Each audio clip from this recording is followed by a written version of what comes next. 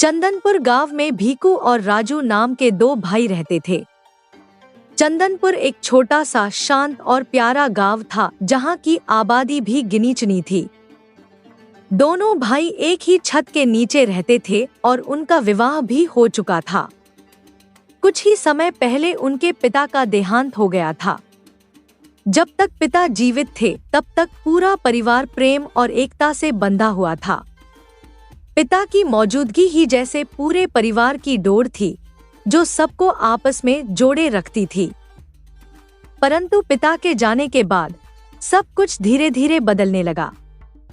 बड़े भाई भीकू और उनकी पत्नी के व्यवहार में एक अजीब सी दूरी और ठंडापन आ गया था। पिता की गैर मौजूदगी में अब वह अपनापन और वह गर्माहट धीरे धीरे धुंधला पड़ने लगा था, जैसे बादल सूरज को ढक लेते हैं। बड़ा भाई भीकू स्वभाव से तेज और हठी किस्म का व्यक्ति था। वह हर बात में अपने बड़े होने का फायदा उठाने लगा। छोटा भाई राजू इसके विपरीत बेहद सरल और विनम्र स्वभाव का था। उसकी पत्नी भी उसकी तरह ही सहज और शांत स्वभाव की थी। धीरे धीरे भीकू की टोकाटाकी बढ़ने लगी और घर के वातावरण में हल्की खटास आने लगी। बात केवल भाइयों तक सीमित नहीं रही, उनकी पत्नियों के बीच भी मैं बेहतर की तकरार बढ़ने लगी। छोटी छोटी बातों पर झगड़े और अनबन का माहौल बनता जा रहा था। कुछ ही दिनों में स्थिति ऐसी हो गई कि दोनों भाइयों ने अपनी अपनी रसोइयां भी अलग कर ली। इसके बावजूद घर में शांति कहीं दूर खो चुकी थी, जैसे वहां अब कोई सुकून भरी हवा का झोंका ही नहीं था। आखिरकार घर के बिगड़ते हालातों को देखते हुए दोनों भाइयों ने यह कठिन निर्णय लिया कि अलग हो जाना ही सबसे बेहतर होगा। उन्होंने तय किया कि संपत्ति, जमीन, मकान और बाकी सभी सामान का बराबर बराबर बंटवारा कर लिया जाए ताकि कोई भी पक्ष असंतुष्ट न रहे। भीकू ने छोटे भाई से कहा, राजू, मुझे लगता है कि इस बंटवारे में हमें गांव के मुखिया की मदद लेनी चाहिए। वो एक निष्पक्ष और सही निर्णय करेंगे जिससे आगे कोई विवाद न रहे। राजू ने सिर हिलाते हुए कहा, भैया, आप बिल्कुल ठीक कह रहे हैं। कल दोपहर को मैं मुखिया जी को घर पर बुला लेता हूँ। हम पूरे परिवार के सामने ही बंटवारा करेंगे ताकि सबके सामने एक साफ और न्यायपूर्ण फैसला हो सके। राजू और उसकी पत्नी को भी यह विचार सही लगा। अब सबकी निगाहें आने वाले कल पर थीं, जब परिवार के बीच की खींचातानी को एक अंतिम रूप मिलना था। अगले दिन भीकू सुबह सुबह ही घर से निकल पड़ा और दोपहर तक गांव के मुखिया जी को अपने साथ लेकर लौट आया। मुखिया जी ने घर में कदम रखते ही कहा, देखो भाइयों, बंटवारे का यह काम सबके सामने होना चाहिए ताकि किसी भी विवाद की गुंजाइश न रहे। अपनी अपनी पत्नियों को भी बुला लो जिससे सबकी सहमति में बंटवारा हो। भीकू और राजू ने अपनी पत्नियों को बुला लिया। सभी की उपस्थिति में मुखिया जी ने बंटवारे की प्रक्रिया शुरू की।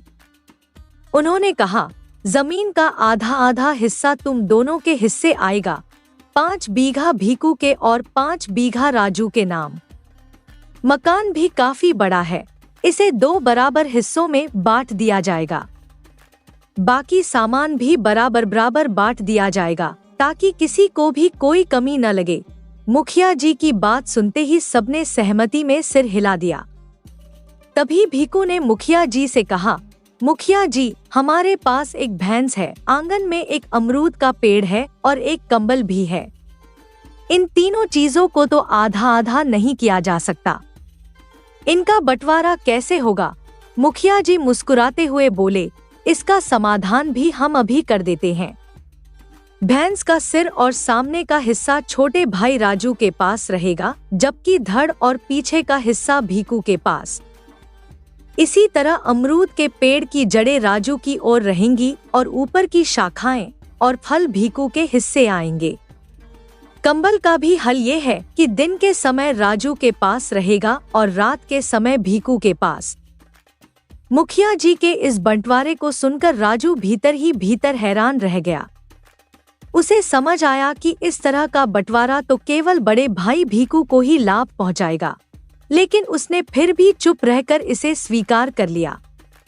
असल में भीकू के मन में गहरी चालबाजी छिपी थी। वह पहले से ही यह तीनों चीजें, भैंस, अमरूद का पेड़ और कंबल, पूरी तरह हड़पना चाहता था।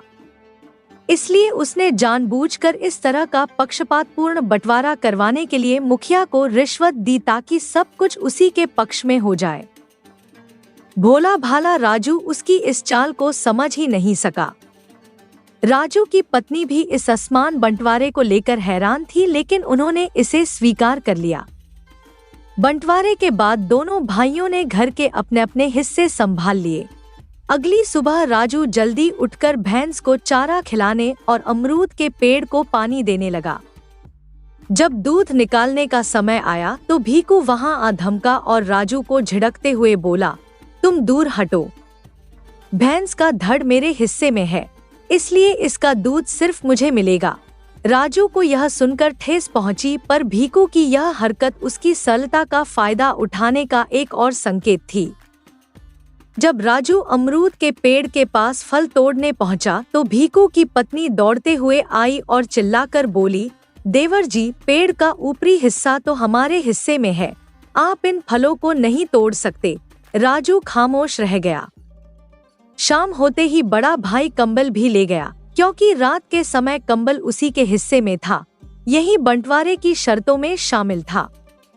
उस रात ठंड में ठिठुरते हुए राजू की पत्नी ने उससे कहा, सुनो जी, आपके बड़े भाई ने आपके साथ बड़ा छल किया है। आप बहुत ही सीधे सादे हैं, पर आपका भाई एक चालाक व्यक्ति है। राजू ने भारी मन से कहा, तुम ठीक कह रही हो। मैं ही मूर्ख था जो भैया का यह षड्यंत्र नहीं समझ सका।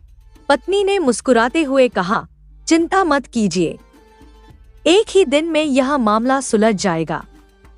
बस कल आप वही करना जो मैं कहूंगी। आपका भाई चाहे जितना भी चालाक हो, जमीन का बंटवारा तो कर सकता है, पर मेरी बुद्धि का बंटवारा नहीं कर सकता। अगली सुबह राजू हमेशा की तरह उठकर पहले भैंस को चारा खिलाता है और फिर अमरूद के पेड़ को हिलाकर कुछ फल गिरा लेता है। कुछ देर बाद भीकू वहां आता है। उसके चेहरे पर वही कुटिल मुस्कान है। वह भैंस का दूध निकालने ही लगता है कि तभी राजू एक डंडा उठाकर भैंस के सिर पर हल्का सा मार देता है। भैंस बिदक जाती है और दूध देने से मना कर देती है। भीकू झल्लाते हुए चिल्लाता है, मूर्ख, यह क्या कर रहा है? राजू सरलता से जवाब देता है, भैया, मैं तुम्हारी नहीं बल्कि अपने हिस्से की भैंस को पीट रहा हूँ। बेचारा भीकू बिना दूध लिए ही वापस लौट जाता है। शाम को राजू की पत्नी ने एक और तरकीब सोची। उसने कंबल को पानी में भिगो दिया। रात को जब भीकू कंबल लेने आया तो राजू ने भीगे हुए भारी कंबल को उसके हाथ में थमाते हुए कहा, लो भैया, रात का हिस्सा संभालो। ये तो बंटवारे की शर्त है। भीकू हैरानी से बोला, तुमने इसे पानी में क्यों डाला? राजू मुस्कुराते हुए बोला, दिन में कंबल मेरा है और मैं इसके साथ जो चाहे कर सकता हूँ। भीगे कंबल के साथ भीकू ठिठुरता हुआ रात गुजारने पर मजबूर हो गया। भीकू मन ही मन राजू को बुरा भला कहते हुए बड़बड़ाता वापस लौटा। घर पहुंचते ही उसकी पत्नी झुंझलाकर बोली, ये तुम्हारे सीधे सादे भाई को अचानक इतनी अक्ल कैसे आ गई? आखिर कौन इसे ये सब सिखा रहा है? खैर, कल सुबह देखते हैं कि क्या मामला है। अगले दिन सुबह सुबह अचानक आंगन से ठक ठक की आवाज आने लगी, जिसने भीकू और उसकी पत्नी की नींद उड़ा दी। दोनों बाहर निकले तो क्या देखते हैं, राजू कुल्हाड़ी लेकर अमरूद के पेड़ की जड़ पर वार कर रहा है। भीकू घबराते हुए दौड़ा और चीखते हुए बोला, अरे राजू, ये क्या कर रहा है? पेड़ क्यों काट रहा है? राजू ने सहजता से जवाब दिया, भैया, पेड़ की जड़ तो मेरे हिस्से की है, तो मैं चाहूँ तो इसे पानी दूं या फिर कुल्हाड़ी मारूं, ये मेरा हक है। भीकू झल्लाया, तुम आखिर चाहते क्या हो राजू? राजू ने गहरी सांस लेते हुए दृढ़ता से कहा, बस एक सही और निष्पक्ष बंटवारा, बिना किसी पक्षपात के। वैसा नहीं जैसा तुमने गांव के मुखिया को रिश्वत देकर करवाया था। भीकू ने कुछ पल सोचा और फिर हार मानते हुए बोला, ठीक है, अब हम सही मायनों में निष्पक्ष बंटवारा करवा लेंगे। फिर गांव के सभी बड़े बुजुर्गों को बुलाया गया और उन्होंने सोच विचार के बाद एक सटीक और न्यायपूर्ण समाधान निकाला। उन्होंने तय किया कि भैंस और कंबल 24 घंटे एक भाई के पास रहेंगे और फिर अगले 24 घंटे दूसरे भाई के पास। वहीं अमरूद के पेड़ पर 1 वर्ष तक एक भाई का अधिकार रहेगा और अगले वर्ष दूसरे भाई का। इस तरह पंचायत ने सबके सामने दूध का दूध और पानी का पानी कर दिया और दोनों भाइयों में सच्चे न्याय का बंटवारा करवा दिया। अगली कहानी। सोनपुर राज्य के एक छोटे से गांव में सुखिया नाम का एक साधारण लकड़हारा रहा करता था। वह अत्यंत गरीब था और उसकी गरीबी ऐसी थी कि उसने जंगल के एक कोने में अपनी एक छोटी सी झोंपड़ी बना रखी थी। उसके परिवार में उसकी पत्नी लाजवंती और एकमात्र बेटी चारुलता रहती थी। चारुलता की उम्र अब 20 वर्ष हो चुकी थी और उसकी सुंदरता की चर्चाएं दूर दूर के गांवों में होने लगी थी। एक दिन लाजवंती ने सुखिया से कहा, अब हमारी बेटी बड़ी हो गई है, उसकी उम्र विवाह के योग्य हो चली है, उसका हाथ पीला करने का समय आ गया है। सुखिया ने उसकी बातों को गंभीरता से सुना और कुछ सोचते हुए बोला, तुम बिल्कुल सही कहती हो लाजो, अब मैं और ज्यादा मेहनत करूंगा, जितनी हो सके लकड़ियां काटूंगा और हमारी बिटिया का भविष्य संवारने के लिए हर संभव प्रयास करूंगा। यह कहकर सुखिया ने अपनी पुरानी लेकिन प्रिय कुल्हाड़ी उठाई और संकल्प के साथ जंगल की ओर निकल पड़ा। उस दिन उसकी चाल में एक नया जोश, एक नई उम्मीद और एक पिता के दृढ़ संकल्प की झलक थी।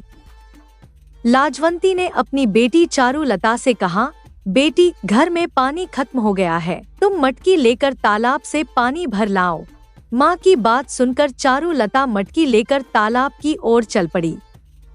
तालाब के पास एक और खेत फैले थे जबकि दूसरी ओर सुंदर जंगल था। चारुलता तालाब से पानी भरने लगी, तभी उसके कानों में एक पुरुष की आवाज सुनाई दी, क्या तुम मुझे अपनी मटकी से थोड़ा पानी दे सकती हो? मुझे बहुत प्यास लगी है।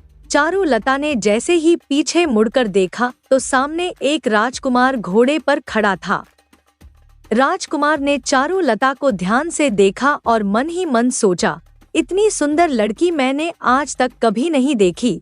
राजकुमार को यूं निहारते देख चारुलता हल्के से मुस्कुराई और बोली, आप मुझे ऐसे क्यों देख रहे हैं? राजकुमार ने संजीदगी से उत्तर दिया, कुछ नहीं, बस यूं ही, तुम्हारी सुंदरता ने मेरे मन को मोह लिया है। मैंने आज तक तुम्हारे जैसी सुंदर स्त्री नहीं देखी। चारुलता ने विनम्रता से कहा, सच्ची सुंदरता चेहरे पर नहीं, मन में होती है। इतना कहते हुए उसने मटकी राजकुमार की ओर बढ़ा दी। प्यास से बेहाल राजकुमार ने मटकी से पानी पिया मानो बरसों से प्यासा हो। चारुलता ने फिर मटकी को पानी से भरा और वापस अपनी झोंपड़ी की ओर चल पड़ी। जाते हुए उसके कानों में राजकुमार की आवाज आई, तुम कहाँ रहती हो? चारुलता ने ठहरकर कहा, गरीबों का कोई ठिकाना नहीं होता, उन्हें तन्हाई को ही अपना साथी बनाना पड़ता है। इतना कहकर चारुलता आगे बढ़ गई। राजकुमार जयदेव उसे रोकने के लिए एक कदम बढ़ाने ही वाला था कि तभी एक सैनिक की आवाज सुनाई दी, राजकुमार जयदेव, आप यहाँ कैसे? राजमहल लौटने का समय हो गया है। राजकुमार जयदेव की नजरें अब भी चारुलता पर टिकी थी, लेकिन वह अपने कर्तव्य को समझते हुए मन मसोसकर सैनिक के साथ राजमहल की ओर लौट गया। फिर भी उसके मन में एक अनकही दास्तान का बीज पनप चुका था। शाम का समय था। सुखिया चिंतित मन से अपनी पत्नी लाजवंती से बोला, सोचा था कि आज ज्यादा लकड़ियां काटूंगा तो ज्यादा आमदनी होगी, मगर आज तो उतनी भी लकड़ियां नहीं बिकी जितनी रोज बिक जाती थी। मुझे लगता है हमें सोनपुर राज्य के राजा से मिलना चाहिए। कहते हैं कि राजा संग्राम सिंह अपनी प्रजा की हर संभव सहायता करते हैं। लाजवंती ने सहमति जताते हुए कहा, तुम सही कहते हो, हमें कल ही सोनपुर के लिए निकलना चाहिए। सुखिया ने थोड़ी चिंता के साथ कहा, लेकिन एक मुश्किल है। हमारे पास धर्मशाला में ठहरने के लिए पर्याप्त धन नहीं है।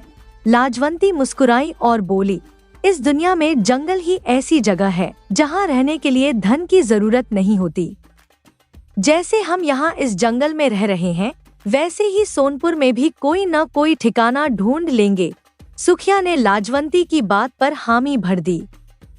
अगले दिन वह अपनी पत्नी और बेटी चारुलता को लेकर एक नई उम्मीद और एक बेहतर भविष्य की तलाश में सोनपुर राज्य की ओर रवाना हो गया। राजकुमार जयदेव अपने महल के सुंदर कक्ष में विचारों में खोया टहल रहा था। तभी एक सैनिक आकर बोला, महाराज ने आपको बुलाया है। ठीक है, हम अभी आते हैं, कहकर जयदेव कुछ देर बाद उस कक्ष में पहुंचा जहां उसके पिता राजा संग्राम सिंह अपने मंत्रियों के साथ राज्य के मामलों पर चर्चा करते थे। जयदेव ने उनके सामने झुककर आदरपूर्वक कहा, पिताजी, आपने मुझे बुलाया। राजा संग्राम सिंह ने गंभीरता से उसे देखा और बोले, जयदेव, तुमसे कितनी बार कहा है कि जब हम राजकाज की चर्चा कर रहे हों तो हमें पिताजी नहीं महाराज कहा करो। ये नियम हमारी पीढ़ियों से चले आ रहे हैं और इन्हें बदलना उचित नहीं है, समझे? जयदेव ने सिर झुकाकर कहा, क्षमा कीजिए महाराज, मुझसे भूल हो गई। आपने मुझे क्यों बुलाया? राजा संग्राम सिंह ने ध्यान से उसे देखा और बोले, मैंने सुना है कि कल यात्रा से लौटने के बाद से तुम कुछ खोए खोए से हो। यह क्या है? ऐसा कुछ नहीं है महाराज, आपको अवश्य कोई गलतफहमी हुई है, जयदेव ने शांत स्वर में उत्तर दिया। राजा ने भौहें चढ़ाते हुए कहा, तो फिर तुम यह क्यों भूल गए कि आज की सभा में तुम्हें भी शामिल होना था? हमें सैनिक भेजकर तुम्हें बुलवाना पड़ा। याद रखना जयदेव, तुम इस राज्य के भावी राजा हो। यदि तुम खुद नियमों का पालन नहीं करोगे तो फिर प्रजा से कैसे अपेक्षा रखोगे कि वे उनका अनुसरण करें? जयदेव ने गंभीरता से सिर झुकाया और बोला, क्षमा कीजिए महाराज। यह कहकर वह कक्ष से बाहर चला गया। अगले दिन राजकुमार जयदेव अपने घोड़े पर सवार होकर उसी तालाब के किनारे पहुंचा जहां उसने पहली बार चारुलता को देखा था। वह पागलों की तरह चारों ओर उसे खोजने लगा, लेकिन चारुलता कहीं नजर नहीं आई। निराश और बेचैन होकर उसने खुद से कहा, उस अद्भुत कन्या से मुझे पहली ही नजर में प्रेम हो गया है। उसके बिना जीवन अब अधूरा सा लगता है। चाहे वह इस संसार के किसी भी कोने में हो, मैं उसे अवश्य ढूंढ निकालूंगा। यह दृढ़ निश्चय मन में लिए राजकुमार अपने महल की ओर लौट गया। उधर सुखिया अपने परिवार को लेकर सोनपुर राज्य की सीमा के पास एक घने जंगल में झोंपड़ी बनाकर रहने लगा। एक सुबह उसने अपनी पत्नी लाजवंती से कहा, लाजवंती, आज मैं महाराज संग्राम सिंह से मिलने जा रहा हूँ। ईश्वर से प्रार्थना करना कि महाराज हमारी सहायता करें। लाजवंती ने अपने हाथ जोड़कर प्रार्थना की और सुखिया एक नई आशा और उम्मीद के साथ राजमहल की ओर रवाना हो गया। कुछ ही देर में सुखिया राजमहल के भव्य कक्ष में राजा संग्राम सिंह के सामने खड़ा था। राजा ने उसकी ओर देखा और गंभीर स्वर में पूछा, कौन हो तुम? सुखिया ने विनम्रता से उत्तर दिया, महाराज, मैं एक निर्धन लकड़हारा हूँ। मेरी एक सुंदर पुत्री है, परंतु मेरी आर्थिक स्थिति इतनी दयनीय है कि मैं उसका विवाह करने में असमर्थ हूँ। इसलिए मैं आपकी सहायता के लिए आया हूँ ताकि मेरी बेटी के हाथ पीले कर सकूं। राजा संग्राम सिंह ने गंभीरता से कहा, मुझे प्रजा की सहायता करने में अत्यंत प्रसन्नता होती है, लेकिन मैं बगैर उचित छानबीन के किसी की भी सहायता नहीं करता। कई लोग झूठ बोलकर राजकोष से धन लेने का प्रयास करते हैं, इसीलिए पहले मैं सत्य का पता लगाऊंगा। सुखिया ने सिर झुकाकर कहा, आप जैसी छानबीन करना चाहें कर सकते हैं महाराज। मैं आपकी राज्य की सीमा से लगे जंगल में एक साधारण झोंपड़ी में निवास कर रहा हूँ। मेरी स्थिति ऐसी नहीं है कि मैं किसी धर्मशाला में भी ठहर सकूं। राजा ने सहमति में सिर हिलाया और बोले, अच्छा, तुम जा सकते हो। कल मैं अपने पुत्र राजकुमार जयदेव को कुछ सैनिकों के साथ तुम्हारी झोंपड़ी में भेजूंगा। यदि तुम सच बोल रहे हो तो मैं तुम्हें इतना धन दूंगा कि तुम्हारी 7 पीढ़ियां आराम से जीवन यापन कर सकेंगी। लेकिन यदि तुम्हारे शब्द झूठे निकले तो तुम्हें सरेआम फांसी पर लटका दिया जाएगा। सुखिया ने राजा के आदेश को सिर झुकाकर स्वीकार किया और राजमहल से बाहर निकल गया।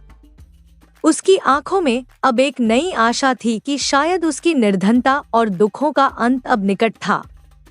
अगले दिन राजा संग्राम सिंह ने अपने पुत्र राजकुमार जयदेव को बुलाया और कहा, जयदेव, कुछ सैनिकों के साथ महल की सीमा से सटे जंगल की ओर जाओ। वहां किसी झोंपड़ी का पता लगाओ। यदि वह सचमुच वहां है तो तुम एक गरीब लकड़हारे से मिलोगे।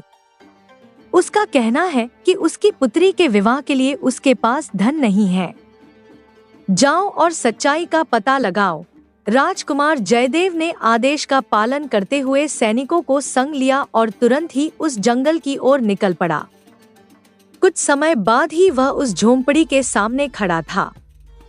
उसकी नजर झोपड़ी के पास खेतों में काम करती चारुलता पर पड़ी और उसे देखते ही उसका दिल जोर से धड़क उठा। वह घोड़े से उतरा और सीधे चारुलता के पास जाकर भावुक स्वर में बोला, मैंने तुम्हें हर जगह ढूंढा है। चारुलता उसकी ओर चौंक कर देखती रही और धीरे से बोली, आप राजकुमार हैं। भला राजकुमार किसी गरीब लड़की को क्यों ढूंढेगा? जयदेव ने गंभीरता से कहा, क्योंकि मैं तुमसे प्रेम करता हूँ। यह सुनकर चारुलता घबरा उठी और धीमी आवाज में बोली, जरा धीरे बोलिए। अगर आपके सैनिकों ने सुन लिया और महाराज तक ये बात पहुंचा दी तो मेरा पूरा परिवार खतरे में पड़ जाएगा। इतनी ही देर में सुखिया और उसकी पत्नी लाजवंती वहां आ पहुंचे। वे अचंभित होकर राजकुमार को देख रहे थे। उनके सामने मानो एक नई कहानी खुलने को तैयार थी।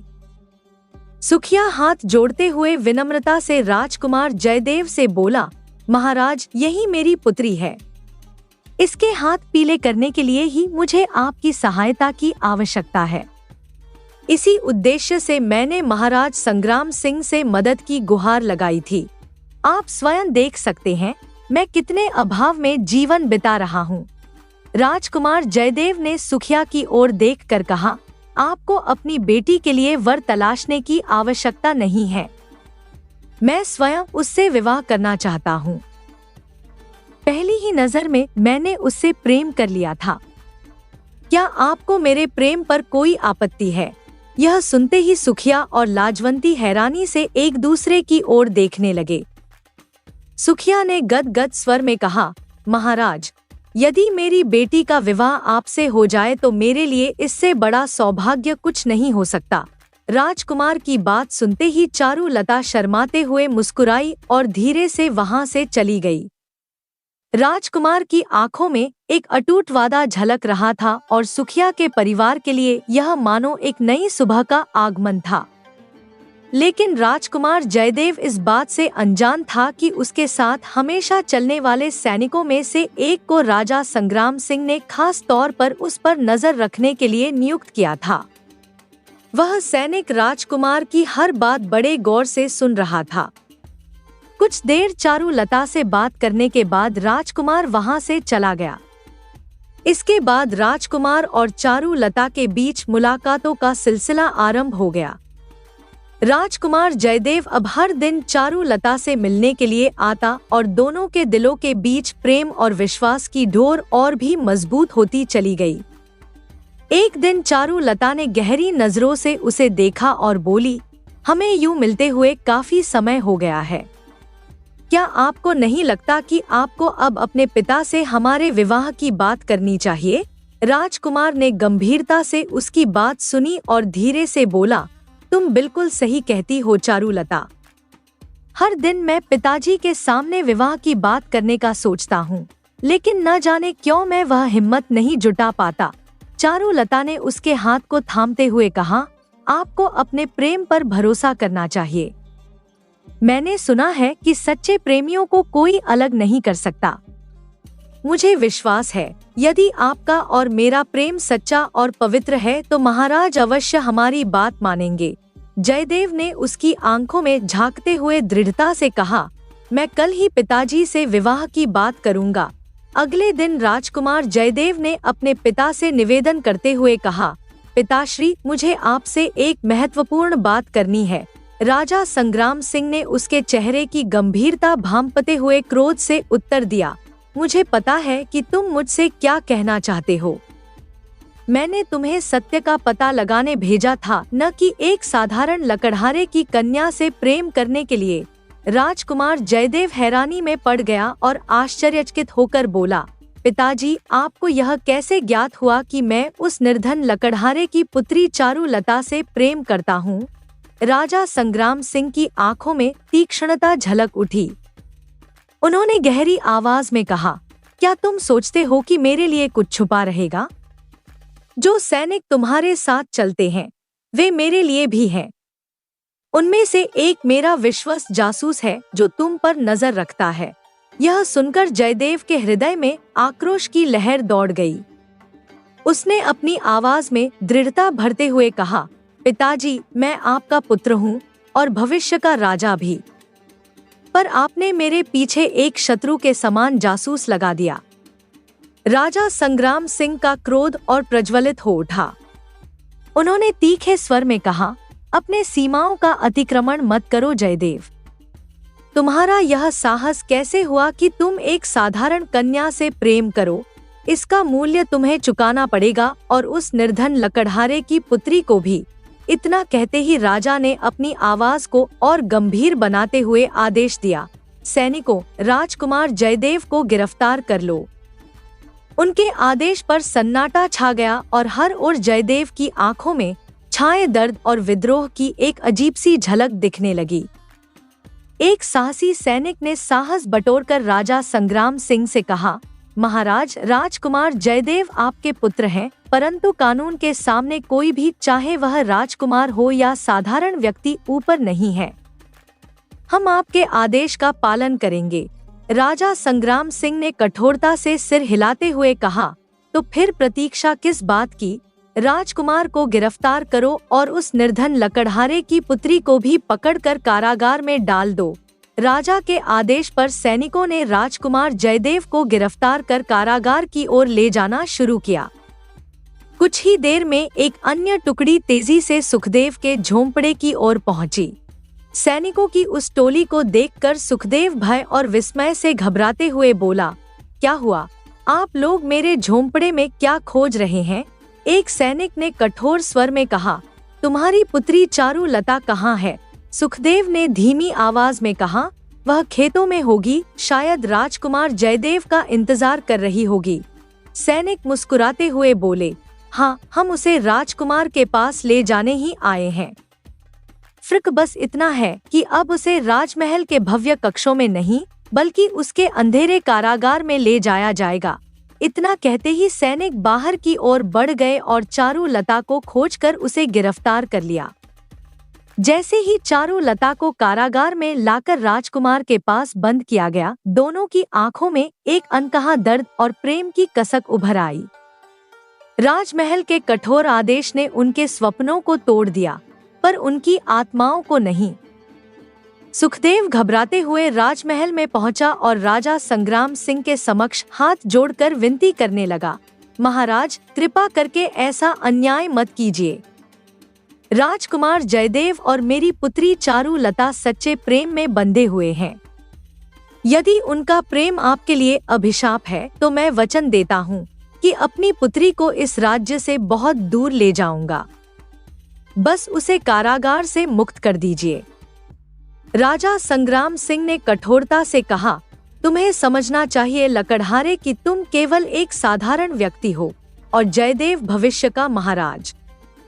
तुम्हारी पुत्री का विवाह उससे होना तो असंभव ही है। क्या सोच लिया था तुमने कि तुम्हारी बेटी राज्य की महारानी बनेगी?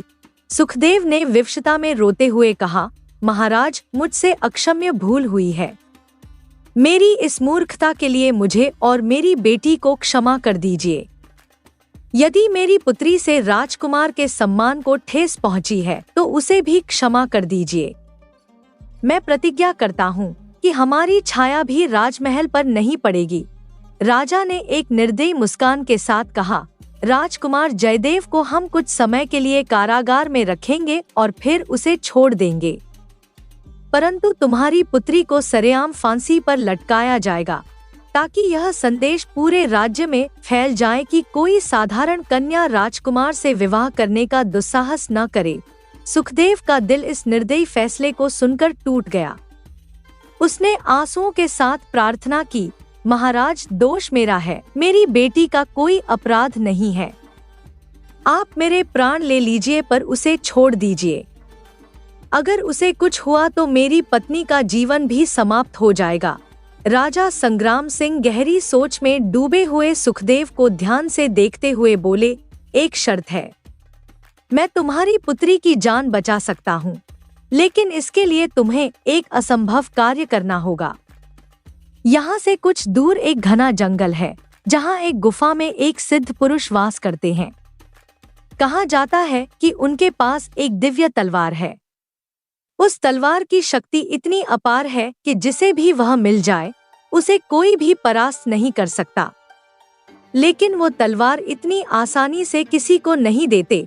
सुखदेव ने दृढ़ता से सिर झुकाते हुए कहा, महाराज, मैं उस तलवार को किसी भी कीमत पर आपके समक्ष प्रस्तुत करूंगा।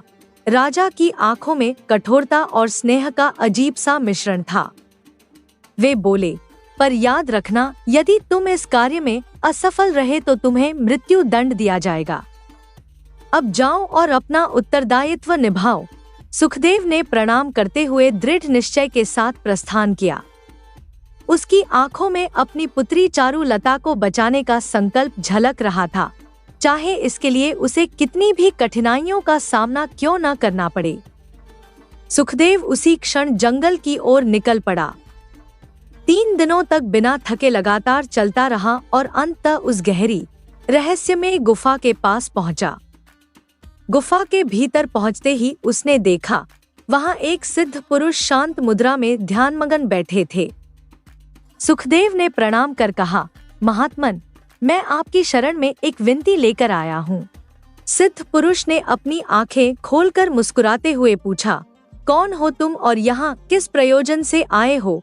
सुखदेव ने सिर झुकाकर पूरी घटना सुनाई और कहा, मुझे वह तलवार चाहिए जो महाराज को अजय बना दे। इससे मेरी बेटी की जान बच जाएगी। सिद्ध पुरुष ने गहरी नजरों से सुखदेव को देखते हुए कहा, तो राजा संग्राम सिंह को ज्ञात है कि यह तलवार जिसे भी मिले उसे कोई नहीं हरा सकता।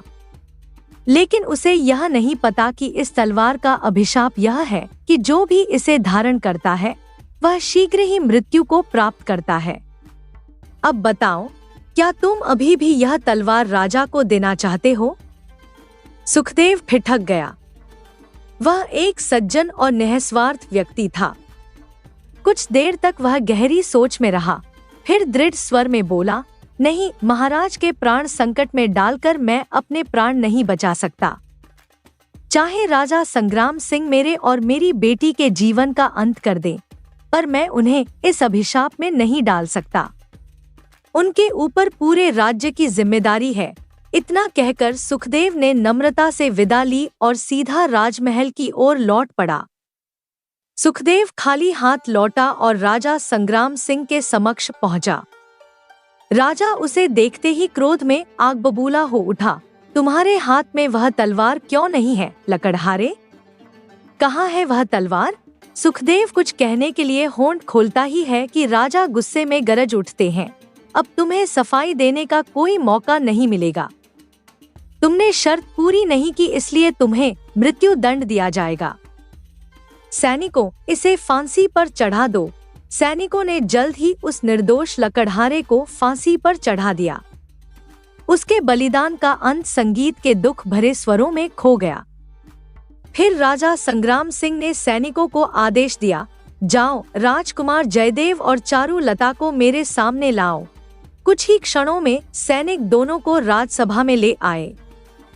अपने पिता का शव देखकर चारुलता का हृदय टूट गया और वह फूट फूट कर रोने लगी। राजा संग्राम सिंह ने उसकी ओर कठोरता से देखते हुए कहा, तुम्हारे पिता को मैंने एक अवसर दिया था तुम्हें बचाने का, पर वह असफल रहे। उसी क्षण सभा में वही सिद्ध पुरुष प्रकट हुए जिनसे मिलने सुखदेव गया था। उन्होंने राजा से गंभीरता से कहा, राजन, यह बेचारा व्यक्ति आपकी सुरक्षा के लिए उस तलवार को नहीं लाया, लेकिन आपने इसके निस्वार्थ प्रेम को समझे बिना इसकी जान ले ली। राजा यह सुनकर चौंक उठे और बोले, आप कहना क्या चाहते हैं महात्मन? सिद्ध पुरुष ने राजा की ओर गहरी नजरों से देखा और कहा, मैंने इस व्यक्ति को बताया था कि यह तलवार जिसे भी मिले वह अवश्य अजय बन जाता है, लेकिन यह भी कि तलवार के हाथ में आते ही उसकी मृत्यु अवश्यंभावी हो जाती है। यह लकड़हारा यह सुनकर कहने लगा, मैं ऐसी तलवार अपने राजा को नहीं दूंगा जो उनकी मृत्यु का कारण बने। इतना कहकर सिद्ध पुरुष वहां से अदृश्य हो गए और राजा संग्राम सिंह के मन में पछतावे की गहरी छाया छोड़ गए। उन्होंने जिस निस्वार्थ प्राणदाता की जान ली थी वह अब उन्हें ताम्र कचोटता रहेगा। तभी राजकुमार जयदेव ने क्रोध और दुख से भरे स्वर में अपने पिता की ओर देखते हुए कहा, धिक्कार है आप पर पिताजी, और धिक्कार है ऐसे राज्य पर। आज से मैं अपना राजसी जीवन त्यागता हूँ। मैं चारुलता को लेकर यहाँ से जा रहा हूँ। अब आप जीवन भर इस बात का पश्चाताप करते रहेंगे कि आपने सत्ता के नशे में एक निर्दोष की हत्या कर दी और अपने पुत्र को भी खो दिया।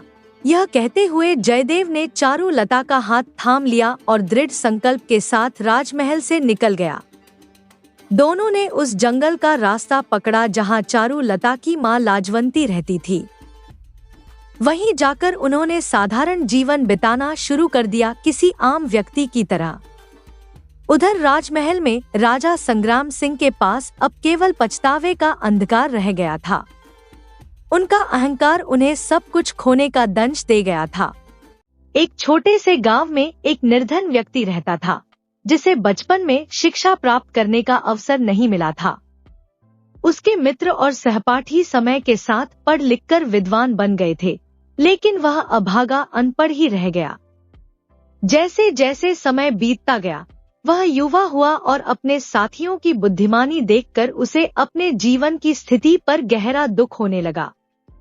उसकी आत्मा में एक पीड़ा जागी कि यदि उसने भी पढ़ाई की होती तो वह भी आज अन्य लोगों की तरह समझदार और विचारशील होता।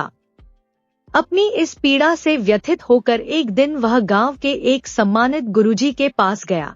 विनम्रता से उनके चरण स्पर्श करते हुए उसने कहा, गुरुजी, बचपन में विपरीत परिस्थितियों के कारण मैं शिक्षा प्राप्त नहीं कर सका और अब मूर्खता के अंधकार में जी रहा हूँ। कृपया मुझे ज्ञान का प्रकाश दिखाएं। गुरुजी ने उसकी बातें ध्यानपूर्वक सुनी और बोले, बेटा, ज्ञान वही प्राप्त करता है जो उसकी सच्ची महत्ता को समझे। तुम्हारी पात्रता की परख के लिए मैं तुम्हारी परीक्षा लूंगा।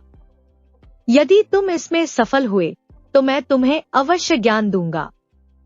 तुम्हें 1 वर्ष तक मेरे आश्रम में रहकर खेती का काम करना होगा, फिर मैं निर्णय करूंगा कि तुम इसके योग्य हो या नहीं। निर्धन युवक ने गुरुजी की बात सिर झुकाकर स्वीकार कर ली। वह पूरे समर्पण और मेहनत से गुरुजी के खेतों में काम करता रहा, उनके सभी आदेशों का पालन किया और गुरुजी की सेवा करता रहा। 1 साल बीतने पर उसकी निष्ठा और परिश्रम से प्रभावित होकर गुरुजी ने उसे बुलाया। प्रसन्न मन से उन्होंने कहा, वत्स, तुम्हारी तपस्या ने मुझे प्रसन्न किया है। अब मैं तुम्हें 3 अमूल्य शिक्षाएं दूंगा। युवक ने आदरपूर्वक सिर झुकाकर कहा, गुरुजी, कृपया मुझे ये शिक्षाएं प्रदान करें। गुरुजी ने गंभीरता से उसकी ओर देखा और बोले, पहली शिक्षा यह है कि घी संसार की सबसे पौष्टिक और सारवान वस्तु है। दूसरी शिक्षा यह कि एक राजा को रात में कभी सोना नहीं चाहिए। और तीसरी शिक्षा यह है कि जब कोई स्त्री अपने मर्यादाओं से बाहर जाने लगे तो उसे अनुशासन में रखना चाहिए। यह कहकर गुरुजी मौन हो गए। निर्धन युवक ने गुरुजी के चरणों में झुककर आशीर्वाद लिया और उन 3 गूढ़ शिक्षाओं को मन में धारण करते हुए अपने घर लौट आया। उसके मन में यह अटूट विश्वास था कि गुरुजी की शिक्षाओं में छिपा ज्ञान उसे सही मार्ग दिखाएगा और उसका जीवन बदल जाएगा। घर लौटकर निर्धन व्यक्ति ने सोचा, इन अमूल्य शिक्षाओं का मैं सही उपयोग करूंगा और इनसे धन अर्जित करूंगा। इसी विचार से प्रेरित होकर वह देशाटन के लिए निकल पड़ा। जहां जहां वह जाता, लोगों के समक्ष अपनी शिक्षाओं को बेचने का प्रयास करता, लेकिन लोग उसकी बातों को गंभीरता से लेने के बजाय उसका मजाक उड़ाते और हंसी ठिठोली में उसे टाल देते। उसकी स्थिति दिन ब दिन बिगड़ती चली गई और भूख प्यास से त्रस्त होकर वह निराश हो गया। उसने मन ही मन सोचा, इस तरह तो मैं भूखा मर जाऊंगा। क्यों न मैं राजा के दरबार में जाकर अपनी शिक्षाएं प्रस्तुत करूं? इसी विचार के साथ वह राजमहल की ओर चल पड़ा और अंततः राजा के दरबार में पहुंचा। राजा ने उसकी करुण कथा ध्यानपूर्वक सुनी और उसकी दी गई शिक्षाओं के बारे में जानने की इच्छा प्रकट की। निर्धन व्यक्ति ने पूरे आदर के साथ अपनी तीनों शिक्षाएं राजा के सामने रखीं। राजा ने गहरी गंभीरता से उसकी बातें सुनी और फिर कहा, मैं तुम्हारी शिक्षाओं की सत्यता की परीक्षा करूंगा। यदि वे सही सिद्ध हुई तो तुम्हें मनोनुकूल इनाम मिलेगा। तब तक तुम मेरे दरबार में ही ठहरो। निर्धन व्यक्ति ने राजा के आदेश का पालन किया और विनम्रतापूर्वक सिर झुकाकर इस परीक्षा के परिणाम की प्रतीक्षा करने लगा। पहली शिक्षा की परीक्षा शीघ्र ही शुरू हुई। राजा ने शुद्ध घी का सेवन शुरू किया और इसके साथ ही नियमित व्यायाम भी करने लगा। कुछ ही दिनों में उसने अपने स्वास्थ्य में अद्भुत सुधार महसूस किया। उसका शरीर पहले से अधिक सशक्त और ऊर्जावान हो गया। राजा प्रसन्न था कि निर्धन व्यक्ति की पहली शिक्षा सच सिद्ध हुई। अब बारी थी दूसरी शिक्षा की। राजा ने इसे परखने के लिए रात में सोना त्याग दिया और अब वह प्रतिदिन वेश बदलकर अपनी राजधानी की गलियों में घूमने लगा, ताकि वह यह जान सके कि रात के अंधेरे में उसके राज्य में क्या घटता है। एक रात जब वह नगर की तंग गलियों से गुजर रहा था, तो अचानक उसने एक स्त्री की करुणा भरी रुदन की आवाज सुनी। उसकी चीखें राजा के दिल को चीरने लगी। वह आवाज की दिशा में बढ़ा और एक दुखी स्त्री को अश्रुपूरित नेत्रों के साथ पाया। उसकी व्यथा ने राजा को भीतर तक हिला दिया। राजा ने स्नेहपूर्ण और विनम्रता से पूछा, हे देवी, तुम कौन हो और किस कारण तुम इस गहन दुख में डूबी हो? क्या मैं तुम्हारी कोई सहायता कर सकता हूँ? स्त्री ने कांपते हुए शब्दों में अपनी दारुण कथा सुनाने के लिए राजा की ओर देखा और राजा उसकी कहानी सुनने को तैयार हो गया। वह स्त्री गहरी पीड़ा से बोली, मैं इस नगर की देवी हूँ और मैं इस नगर के राजा के निकट आती हुई भीषण विपदा के कारण शोकाकुल हूँ। कल आधी रात के समय इस राज्य के राजा की मृत्यु सुनिश्चित है और यही मेरे हृदय को व्याकुल कर रहा है। राजा के हृदय में भय की लहर दौड़ गई, परंतु उसने अपने भावों पर नियंत्रण रखा। संयमित स्वर में उसने नगर देवी के चरणों में नतमस्तक होकर कहा, हे देवी, मैं ही इस राज्य का राजा हूँ। कृपा करके मुझे बताइए, क्या कोई उपाय है जिससे मैं अपनी मृत्यु को टाल सकूं? नगर देवी ने गहरी दृष्टि से राजा की ओर देखा और कहा, हे राजन, तुम्हारी मृत्यु तो निश्चित है, क्योंकि स्वयं काल देवता नाग के रूप में तुम्हारे प्राण हरने आएगा। लेकिन एक उपाय है जिससे तुम इस नियति से बच सकते हो। यदि तुम अपने महल के दक्षिणी द्वार के पास 2 तालाब खुदवाओ, एक में दूध भरवाओ और दूसरे में गन्ने का मीठा रस, तब तुम्हारी रक्षा संभव है। जब रात गहरी हो जाए, तुम इन तालाबों के पास बैठकर भगवान का भजन करते रहना। इससे काल देवता की शक्ति क्षीण हो जाएगी और तुम्हें जीवनदान मिल सकता है।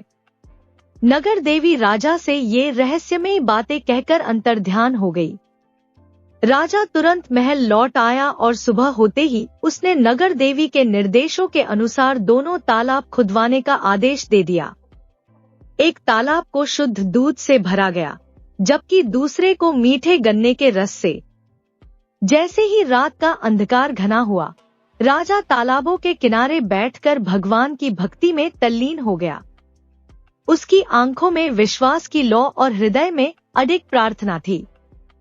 आधी रात बीतते ही काल देवता नाग का रूप धारण कर राजा को डंसने के लिए वहां आ पहुंचा। सबसे पहले उसकी दृष्टि दूध से भरे तालाब पर पड़ी। दूध की सौंधी महक ने उसे आकर्षित किया और उसने तुरंत सारा दूध पी लिया।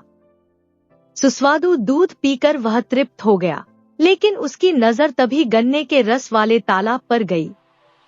रस की मिठास ने उसे और भी मोहित कर लिया और उसने रस को भी जी भरकर पिया। रस की मधुरता से वह इतना संतुष्ट हुआ कि वहीं ठिठक कर सो गया। सूरज की पहली किरणें जब आकाश में फैलने लगी, तब उसकी नींद खुली। उसने देखा कि रात बीत चुकी थी और राजा सुरक्षित था।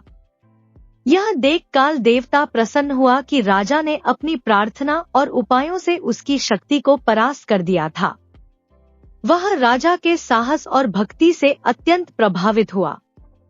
अतः प्रसन्नचित्त होकर काल देवता ने राजा से कहा, हे राजन, मैं तुम्हारे प्राण हरने आया था, किंतु तुम्हारे धैर्य और साहस से मैं अत्यंत प्रभावित हूँ। इसीलिए अब तुम्हारी मृत्यु नहीं होगी। मैं तुम्हें एक वरदान देने के लिए भी तैयार हूँ, तुम जो चाहे मांग लो।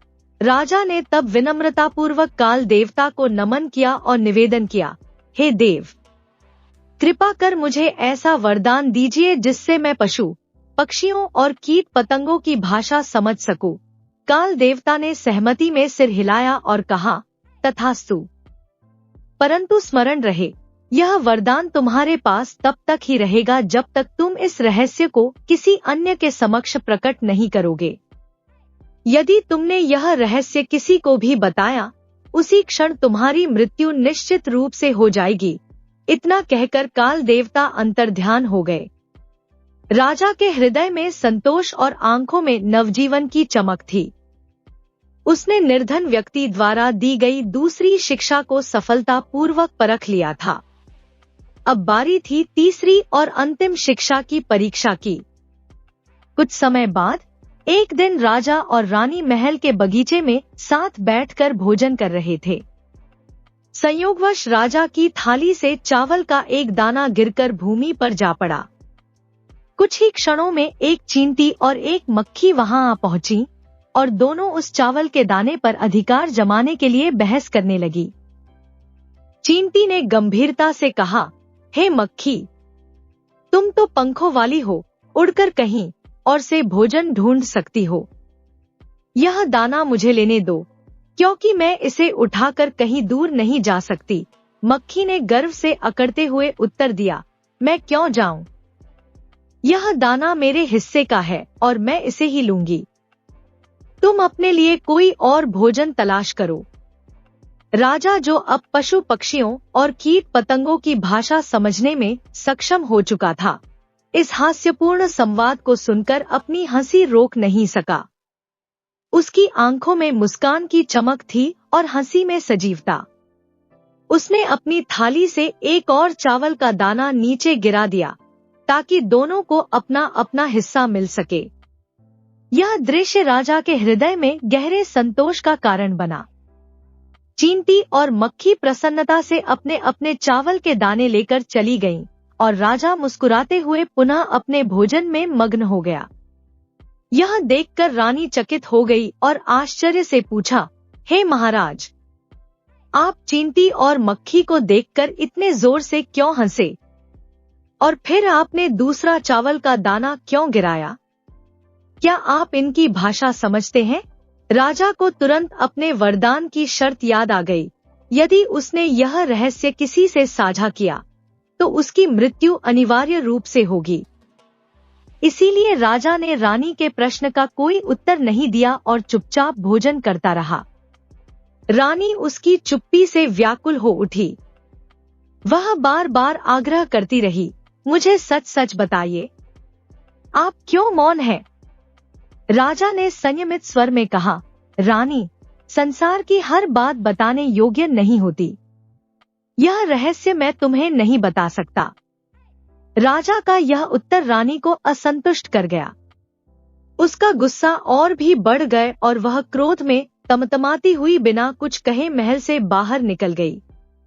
उसके मन में प्रतिशोध की ज्वाला भड़क उठी और वह सीधे नदी की ओर बढ़ी, यह निश्चय करते हुए कि वह नदी में कूदकर अपना जीवन समाप्त कर लेगी। राजा, जो रानी से अत्यधिक प्रेम करता था, उसके पीछे पीछे नदी तट तक चला गया। जैसे ही वे नदी किनारे पहुंचे, राजा की नजर नदी के उस पार एक लोमड़ और उसकी पत्नी पर पड़ी। वह दृश्य अत्यंत विचित्र था। लोमड़ अपनी पत्नी को पीटते हुए कह रहा था, क्या तुम सोचती हो कि मैं तुम्हारी हर बात मान लूंगा? क्या तुमने मुझे इस राज्य का राजा समझ लिया है, जो अपनी रानी के पीछे पीछे अंधे प्रेम में दौड़ा चला आ रहा है?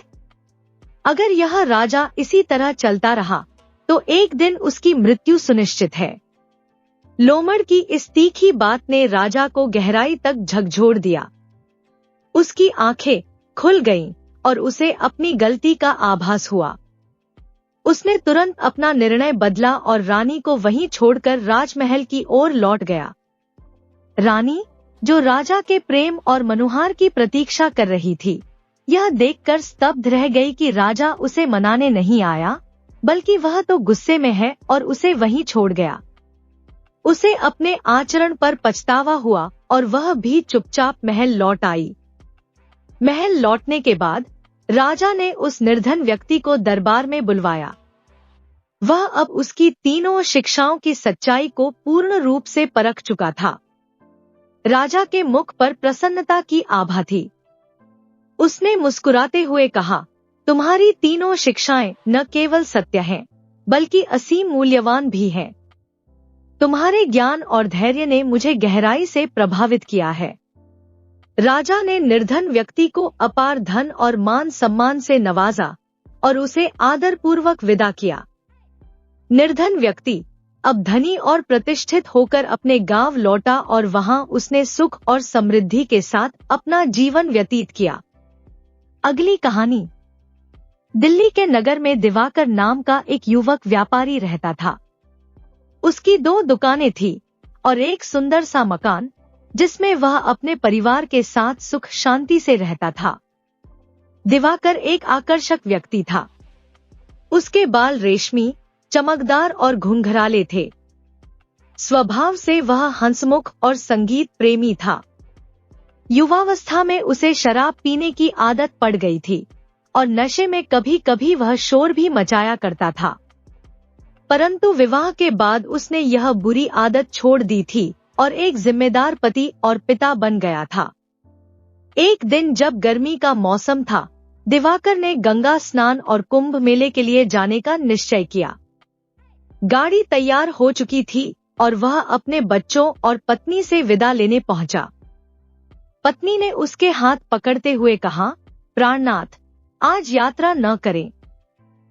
मैंने रात एक बुरा सपना देखा है। दिवाकर मुस्कुराते हुए बोला, प्रिय, क्या तुम्हें डर है कि मैं मेले में जाकर तुम्हें भूल जाऊंगा? पत्नी ने चिंतित स्वर में कहा, नहीं, मैं यह नहीं कह रही, परंतु मेरा दिल अनजाने डर से भरा हुआ है। मैंने सपने में देखा कि जब तुम लौटे तो तुम्हारे बाल सफेद हो चुके थे। दिवाकर हंसते हुए बोला, यह तो शुभ संकेत है। चिंता मत करो। देखना, मैं सारा सामान बेचकर तुम्हारे लिए ढेर सारी सुंदर चीजें लेकर लौटूंगा। यह कहकर वह गाड़ी में बैठा और यात्रा पर निकल पड़ा। रास्ते में उसे एक और व्यापारी मिला, जिससे उसकी पुरानी पहचान थी। दोनों ने साथ में यात्रा करने का निश्चय किया और रात होने पर एक सराय में ठहर गए। शाम के समय दोनों ने भोजन किया और फिर सराय के अलग अलग कमरों में जाकर सो गए। रात का वातावरण शांत था, लेकिन दिवाकर के मन में कहीं न कहीं पत्नी की बातें गूंज रही थी। दिवाकर को सुबह जल्दी उठने की आदत थी। उसने सोचा कि ठंडी सुबह में यात्रा करना आसान रहेगा, इसीलिए वह अंधेरे में ही उठ गया, घोड़ों को तैयार करवाया, सराय के भटियारे को पैसे दिए और बिना किसी को बताए गाड़ी लेकर रवाना हो गया। लगभग 25 कोस की यात्रा के बाद जब घोड़ों को आराम देने की जरूरत महसूस हुई तो वह एक अन्य सराय में ठहर गया। आराम करने के लिए आंगन में बैठकर उसने अपने सितार को उठाया और धीरे धीरे बजाने लगा। उसकी धुन से आसपास का माहौल और भी शांत हो गया। थोड़ी देर बाद अचानक एक गाड़ी सराय के आंगन में आकर रुकी। उसमें से एक पुलिस अधिकारी और 2 सिपाही उतरे। अधिकारी दिवाकर के पास आकर बैठ गया और कड़वी आवाज में पूछने लगा, तुम कौन हो? कहां से आए हो?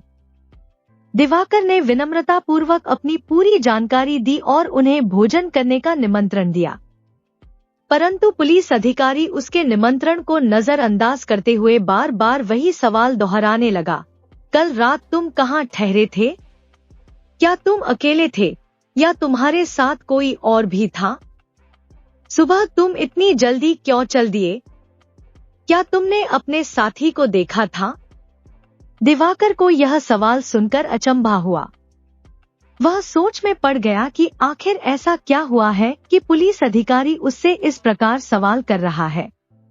वह बोला, आप मुझसे इस तरह सवाल क्यों कर रहे हैं, जैसे मैं कोई चोर या अपराधी हूँ? मैं तो केवल गंगा स्नान के लिए जा रहा हूँ। आखिर आपको मुझसे क्या काम है?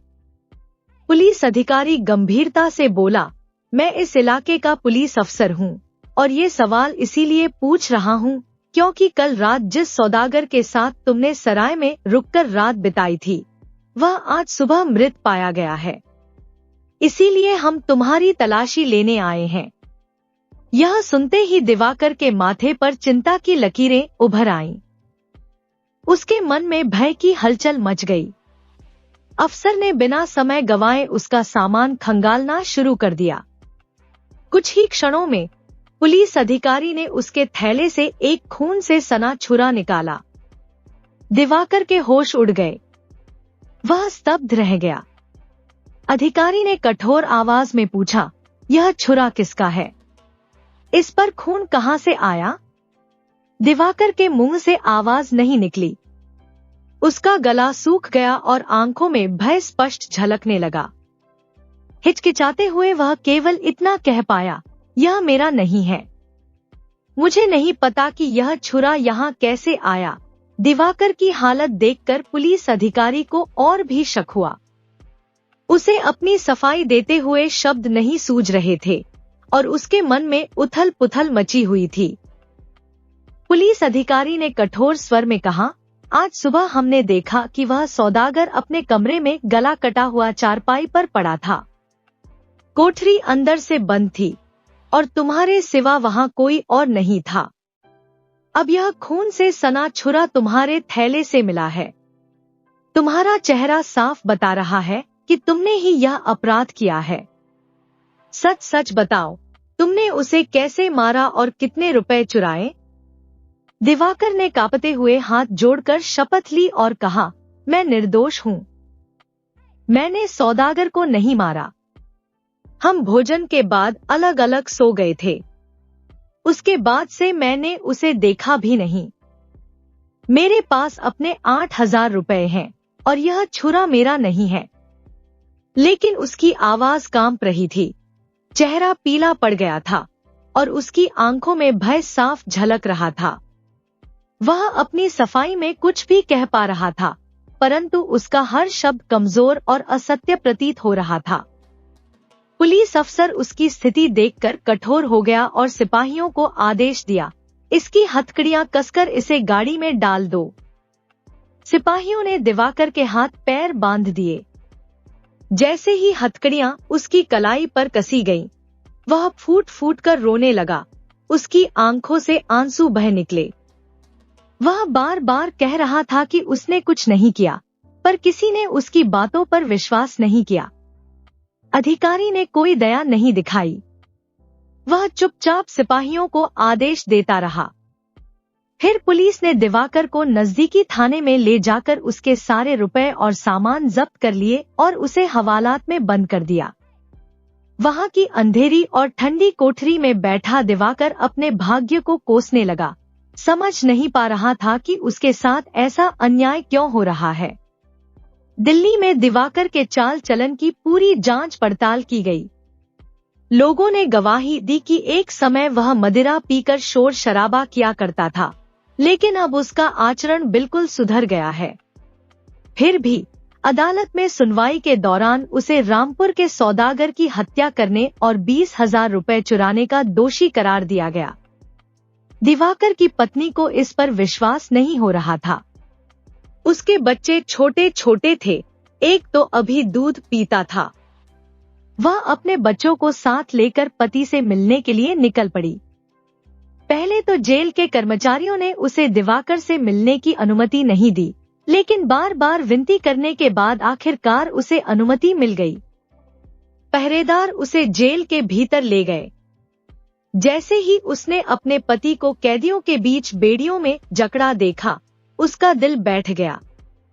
वहां चोरों और डाकुओं के साथ बैठा उसका पति उसे बिल्कुल निरीह और असहाय दिखा।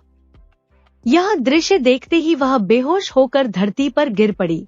काफी देर बाद जब होश आया तो वह अपने बच्चों के साथ पति के पास बैठ गई। रोते रोते उसने घर का हाल सुनाया और पूछा, यह सब क्या हो गया? यह कैसी विपत्ति आन पड़ी? दिवाकर ने धीमे स्वर में सारी घटना विस्तार से सुनाई कि कैसे एक रात में उसकी दुनिया उलट गई।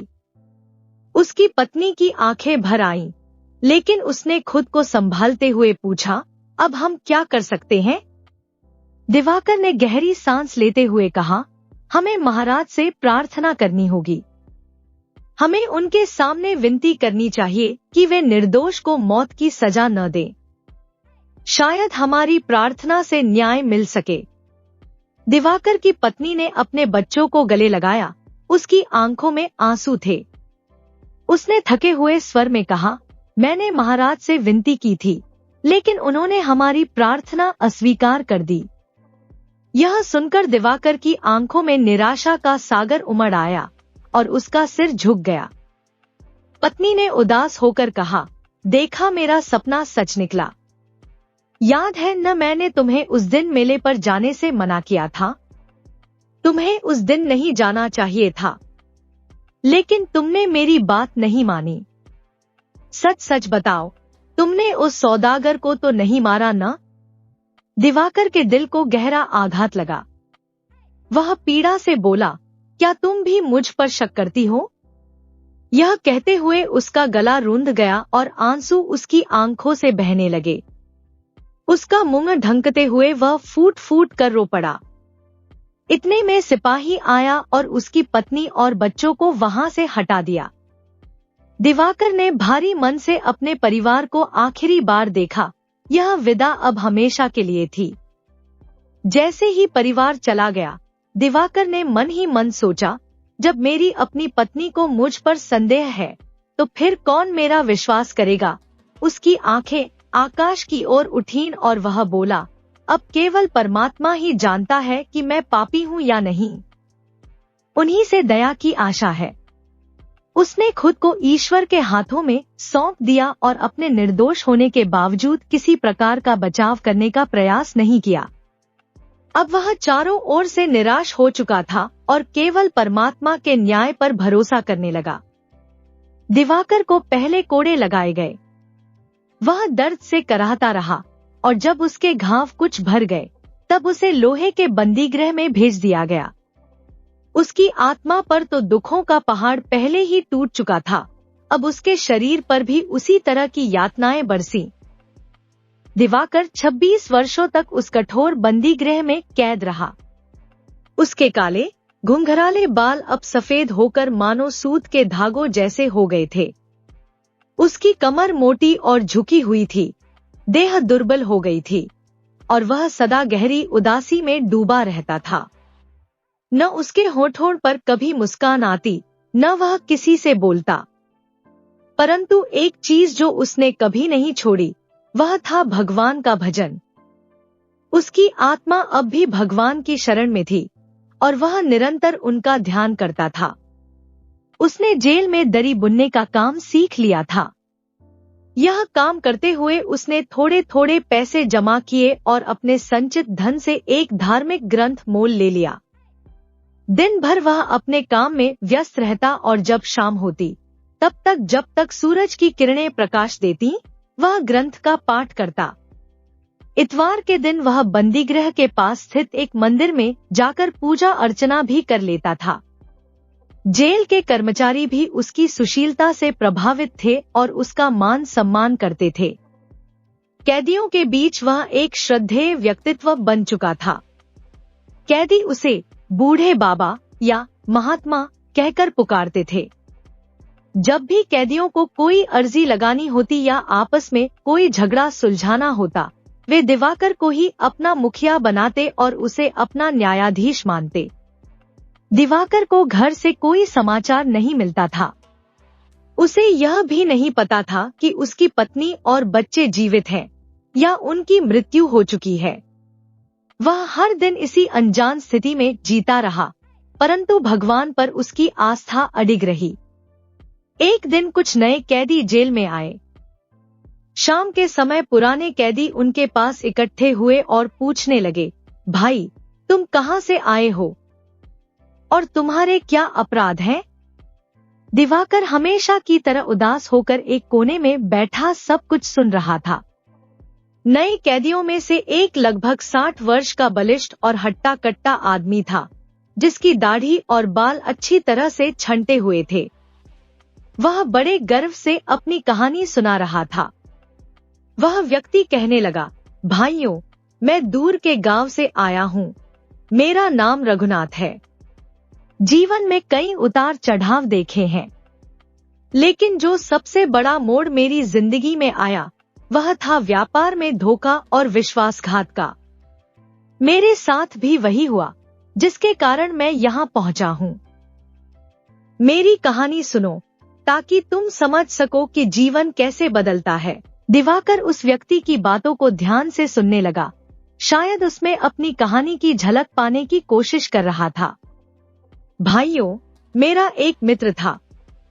उसके पास एक सुंदर घोड़ा था जो एक पेड़ से बंधा हुआ था। मुझे उस दिन किसी काम से घर जल्दी लौटना था, तो मैंने सोचा कि घोड़ा लेकर चला जाऊं, बाद में मित्र को समझा दूंगा। मैं घोड़े पर सवार होकर अपने गांव चला गया और वहां जाकर घोड़े को छोड़ दिया। जब वापस लौटा तो मित्र कहीं चला गया था। इसी बीच पुलिस ने मुझे चोर ठहराकर पकड़ लिया। अब कोई यह भी नहीं बता सका कि मैंने किसका घोड़ा चुराया और कहां से, फिर भी मुझे यहाँ चोरी के अपराध में भेज दिया गया है। यह तो बड़ी विचित्र बात है भाई। इससे पहले मैंने एक ऐसा काम किया था कि वास्तव में मुझे बहुत बड़ी सजा मिलनी चाहिए थी, पर उस वक्त तो मुझे किसी ने पकड़ा ही नहीं। अब जब मैंने कुछ नहीं किया तो यहाँ लोहगढ़ में भेज दिया गया हूँ। एक उत्सुक कैदी ने दूसरे नए कैदी से पूछा, तुम कहां से आए हो भाई? नया कैदी उत्तर देने लगा, मैं दिल्ली से आया हूँ। मेरा नाम बलदेव सिंह है। तभी कोने में बैठे दिवाकर ने, जो अब तक मौन था, धीरे से पूछा, भला बलदेव सिंह, तुम दिल्ली से आए हो, क्या तुम्हें दिवाकर के घर वालों का कुछ हाल चाल पता है? वे कैसे हैं? वे जीते हैं या? बलदेव सिंह ने दिवाकर को ध्यान से देखा और फिर यूं ही बात बनाकर कहा, जानने की क्या बात है बाबा, मैं दिवाकर के घर वालों को अच्छे से जानता हूँ। वे सुखी और संपन्न हैं। उनका कारोबार खूब फल फूल रहा है। हाँ, इतना जान लो कि उनका पिता यहीं इसी जेल में कहीं कैद है। उसका अपराध भी मेरे जैसा ही था। वैसे बूढ़े बाबा, तुम यहाँ कैसे आए? दिवाकर ने अपनी दुख भरी कहानी बताने से इनकार कर दिया। उसने केवल एक लंबी सांस ली और बोझिल स्वर में कहा, भाई क्या कहूँ, मैं अपने पापों का फल भुगत रहा हूँ और 26 वर्षों से इस बंदीगृह में पड़ा हूँ। यही मेरी किस्मत है। बलदेव ने उत्सुकता से कहा, क्या पाप बाबा? बताओ तो सही, मुझे भी सुनने दो। दिवाकर ने अपना सिर हिला दिया और निराशा भरे स्वर में कहा, छोड़ो भाई, पापों का फल भोगना तो सभी को पड़ता है, यही संसार का नियम है। दिवाकर और कुछ कहने को तैयार नहीं था, लेकिन अन्य कैदियों ने बलदेव को उसकी पूरी कहानी सुना दी कि वह एक निर्दोष सौदागर के हत्या के झूठे इल्जाम में फंसाकर यहाँ लाया गया था। जैसे ही बलदेव ने यह सुना, वह दिवाकर को और ध्यान से देखने लगा। अचानक उसने अपने घुटने पर हाथ मारा और जोर से कहा, वाह वाह, ये तो बहुत अजीब बात है। लेकिन बाबा, तुम तो इतने बूढ़े हो गए हो, तुम्हें देखकर बड़ी हैरानी हो रही है। दूसरे कैदियों ने बलदेव से पूछा, तुम दिवाकर को देखकर क्यों चकित हो गए? क्या तुमने उसे पहले कहीं देखा है? बलदेव ने उन सवालों का कोई उत्तर नहीं दिया, पर उसके चेहरे पर गंभीरता साफ झलक रही थी, जैसे कोई बड़ा रहस्य उसके दिल में दफन हो। दिवाकर के मन में एक गहरा संशय उठने लगा कि शायद बलदेव ही रामपुरी सौदागर के असली हत्यारे को जानता है। उसने सीधे पूछा, बलदेव सिंह, क्या तुमने उस समय की बातें सुनी थी और मुझे पहले कहीं देखा है? बलदेव ने एक हल्की हंसी के साथ कहा, अरे भाई, वो बातें तो सारे शहर में फैल गई थी, भला मैं कैसे न सुनता। लेकिन अब तो बहुत समय बीत गया, कुछ याद नहीं रहा। दिवाकर ने फिर पूछा, तुम्हें पता है कि उस सौदागर को किसने मारा था? बलदेव ने चालाकी से मुस्कुराते हुए जवाब दिया, जिसके थैले में छुरा मिला वही तो हत्यारा हुआ। और अगर किसी ने छुरा थैले में छिपा भी दिया हो, तो जब तक कोई पकड़ा न जाए, उसे चोर कौन कहेगा?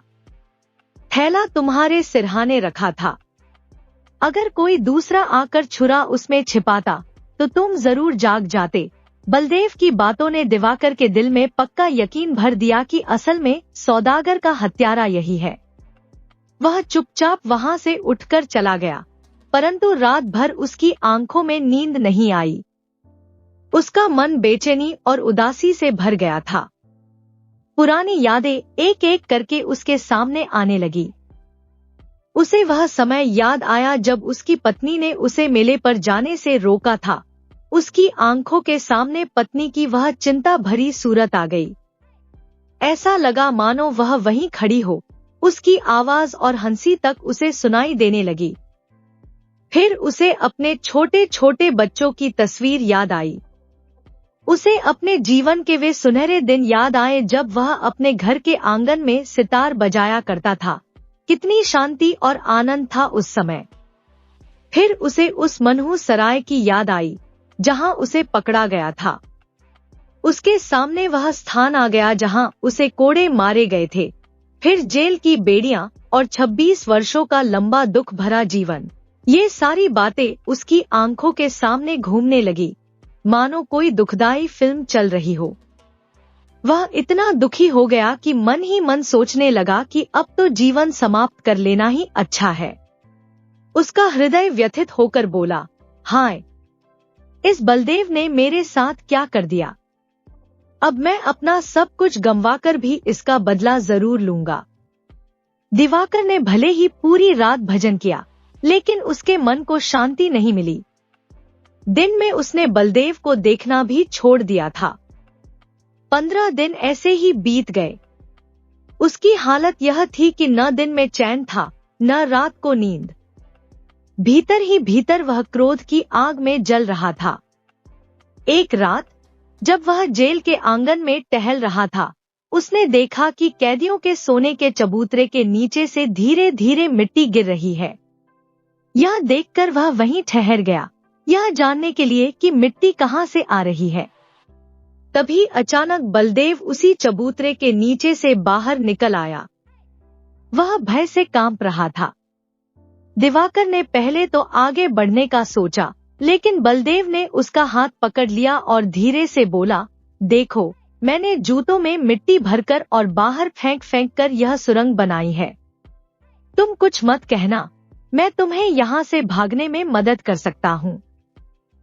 अगर तुमने शोर मचाया तो जेल के अधिकारी मुझे जान से मार डालेंगे। पर याद रखना, अगर तुमने कुछ कहा तो मैं तुम्हें मारकर ही मरूंगा, ऐसे ही नहीं मर जाऊंगा। दिवाकर बलदेव को देखते ही क्रोध में जल उठा। उसने झट से अपना हाथ छुड़ाया और कड़कते हुए बोला, मुझे भागने की कोई इच्छा नहीं है, और जहां तक तुम्हारा मुझे मारने का सवाल है तो वह 26 साल पहले ही हो चुका है। रही बात यह प्रकट करने की, तो जैसे भगवान की इच्छा होगी वैसे ही होगा। मैं अपनी आत्मा को तुम्हारी धमकियों के डर से कलंकित नहीं करूंगा। दिवाकर की बात सुनकर बलदेव का चेहरा पीला पड़ गया। वह समझ गया कि दिवाकर अब डरने वाला नहीं है। अगले दिन जब सभी कैदी बाहर काम करने गए तो पहरेदारों ने जेल के आंगन में पड़ी मिट्टी को देखा। खोजबीन करने पर सुरंग का पता चल गया। जेल के हाकिम ने सभी कैदियों से पूछताछ शुरू की, लेकिन किसी ने कुछ नहीं बताया। सभी जानते थे कि अगर बलदेव का नाम लिया गया तो उसे सख्त सजा मिलेगी। अफसरों को दिवाकर पर पूरा भरोसा था, वह उसे सत्यवादी मानते थे। उन्होंने उसे बुलाया और कहा, बाबा, तुम सच्चे आदमी हो, हमें सच सच बताओ कि यह सुरंग किसने खोदी है। बलदेव पास ही खड़ा था, मानो उसे इस बात की कोई खबर ही न हो। दिवाकर के होंठ और हाथ दोनों कांप रहे थे। वह भीतर ही भीतर विचार करने लगा, जिस व्यक्ति ने मेरा पूरा जीवन तबाह कर दिया उसे मैं क्यों बचाऊं? उसे उसके कर्मों का फल मिलना ही चाहिए। लेकिन अगर मैंने इसे बता दिया तो बलदेव का अंत निश्चित है। शायद मेरे मन में जो द्वेष और भ्रम है वह गलत हो सकता है कि उस सौदागर को किसी और ने मारा हो। अगर बलदेव ही हत्यारा है तो उसे मरवा देने से मेरी पीड़ा कम नहीं होगी। अफसर ने फिर पूछा, बाबा, चुप क्यों हो, बताओगे नहीं? दिवाकर ने शांत होकर जवाब दिया, मैं कुछ नहीं कह सकता, आप जो उचित समझें करें। हाकिम ने बार बार पूछताछ की, लेकिन दिवाकर कुछ नहीं बोला। आखिरकार बात वहीं समाप्त हो गई और सुरंग की गुत्थी अनसुलझी ही रह गई। रात की निस्तब्धता में दिवाकर जब अपनी कोठरी में बिस्तर पर लेटा हुआ था तो अचानक बलदेव चुपके से भीतर आ गया। दिवाकर ने उसे देखा और पूछा, बलदेव सिंह, तुम यहाँ क्यों आए हो? क्या चाहते हो? बलदेव कुछ नहीं बोला। दिवाकर ने फिर पूछा, क्या चाहते हो? यहाँ से चले जाओ, वरना मैं पहरे वालों को बुला लूंगा। बलदेव घुटनों के बल गिरकर बोला, दिवाकर, मुझे माफ कर दो, कृपया मुझे माफ कर दो। क्यों? दिवाकर ने पूछा। बलदेव ने गहरी सांस ली और कहा, मैंने ही उस सौदागर की हत्या की थी और छुरा तुम्हारे थैले में छिपाया था। मैं तुम्हें भी मारना चाहता था, लेकिन अचानक किसी के आने की आहट सुनकर मैं भाग गया। दिवाकर चुपचाप सुनता रहा, कुछ नहीं कहा। बलदेव ने उसकी ओर देखते हुए कहा, भाई दिवाकर, भगवान के लिए मुझ पर दया करो, मुझे क्षमा करो। मैं कल अपने अपराध को स्वीकार कर लूंगा। तुम्हें छोड़ दिया जाएगा और तुम अपने घर लौट सकोगे। दिवाकर ने उदास स्वर में कहा, बातें करना आसान है, लेकिन 26 वर्षों का यह दुख, अब मैं कहाँ जाऊंगा? मेरी पत्नी नहीं रही, बच्चे भूल चुके हैं, अब मेरे पास कोई ठिकाना नहीं है। बलदेव ने धरती पर माथा झुकाते हुए आंसू बहाते हुए कहा, मुझे कोड़े लगने पर भी इतना दुख नहीं हुआ जितना तुम्हें देखकर हो रहा है। तुमने मेरी सुरंग की बात नहीं बताई, मुझे माफ कर दो, कृपया माफ कर दो। मैं अत्यंत दुखी हूँ। बलदेव ने हृदय की गहराइयों से रोते हुए कहा। दिवाकर की आंखों से भी आंसू बहने लगे। उसने सिर उठाकर कहा, परमात्मा तुम पर दया करे। कौन जानता है कि मैं अच्छा हूँ या तुम? मैंने तुम्हें माफ किया। अगले दिन बलदेव सिंह ने स्वयं जेल के अधिकारियों के पास जाकर अपना अपराध स्वीकार कर लिया। परंतु जब दिवाकर को छोड़ने का आदेश आया, तब तक दिवाकर की मृत्यु हो चुकी थी। अगली कहानी बहुत समय पहले की बात है, जब राजा विक्रमादित्य अपनी रियासत की समृद्धि और कल्याण के लिए अत्यधिक चिंतित थे। तभी एक दिन उन्हें यह विचार आया कि राज्य के उत्तम शासन और जन कल्याण के लिए यदि यह ज्ञात हो जाए कि कौन सा कार्य किस समय करना उचित है, वह कार्य कौन सबसे बेहतर तरीके से कर सकता है और किसकी सलाह पर अमल करने से सफलता सुनिश्चित होगी, तो कितना अच्छा हो। यह विचार आते ही राजा विक्रमादित्य ने पूरे राज्य में एक घोषणा करवा दी, जो कोई मुझे सही समय पर सही कार्य करने और उस कार्य को सही व्यक्ति द्वारा संपन्न करवाने के लिए सटीक सुझाव देगा, उसे सम्मानित किया जाएगा और प्रचुर धन राशि का पुरस्कार दिया जाएगा। इस घोषणा के बाद राज्य भर के विद्वान, ज्योतिषी और परामर्शदाता राजा के दरबार में पहुंचने लगे। प्रत्येक ने अपने अपने सुझाव दिए। कोई विद्वान बोला, महाराज, सही समय पर कार्य करने के लिए पहले से ही योजनाएं बनानी चाहिए। यदि कार्यों का समय निर्धारण पूर्व निर्धारित होगा, तो उसे सुनियोजित तरीके से पूरा किया जा सकेगा। दूसरे ने कहा, नहीं महाराज, भविष्य की योजनाओं पर अत्यधिक निर्भरता ठीक नहीं। समय को बांधना संभव नहीं है। हमें तो वही कार्य करना चाहिए जो उस समय सबसे महत्वपूर्ण हो। कुछ अन्य विचारशील दरबारी कहने लगे, महाराज, चाहे आप कितने ही सतर्क क्यों न हो, एक व्यक्ति हर समय हर कार्य का निरीक्षण नहीं कर सकता। आपके जैसे महान शासक को बुद्धिमान मंत्रियों और सलाहकारों का एक दल बनाना चाहिए, जो समय समय पर उचित सुझाव देकर आपका मार्गदर्शन कर सके। कुछ पंडितों ने कहा, महाराज, भविष्य के बारे में ज्ञान तो केवल ज्योतिषियों और भविष्यवक्ताओं को हो सकता है। आप उनके माध्यम से शुभ समय का पता लगाएं और उसी समय पर कार्य संपन्न करें।